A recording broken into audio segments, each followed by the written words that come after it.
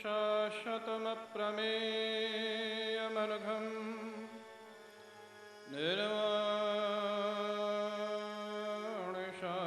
निर्वाणशान्तिप्रदम् ब्रह्मा शम्भुफणीन्द्रसेव्यमनिशम्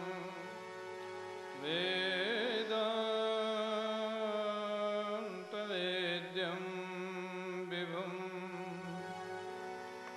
रामाख्यं जगदीश्वरं सुरगुरुं मायामनुष्यं हरिं वन्देऽहं करुणाकरं रघुवरं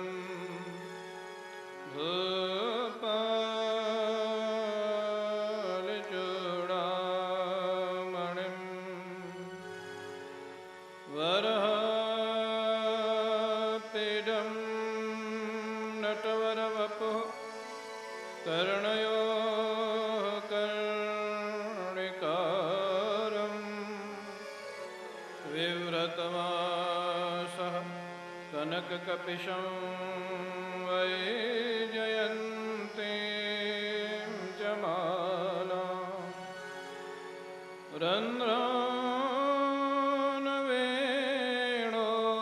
रन्ध्रानवेणोरधरसुधया पूरयन् गोपवृन्दै वृन्दारण्यं स्वपदरमणं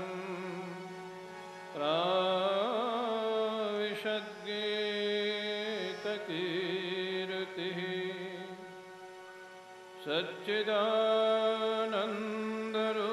सच्चिदानन्दरूपाय विश्वोत्पत्त्यादिहेतवे तापत्रयविनाशाय श्रीकृष्णाय वयं नुमः। यं प्रव्रजन्तमनुपेतमपेतकृत्यं द्वैपायनो विरहकातरया जुहाव पुत्रेति तन्मयतया तरवोऽभिनेदुः तं सर्वभूतहृदयं मुनिमानतोऽस्मि।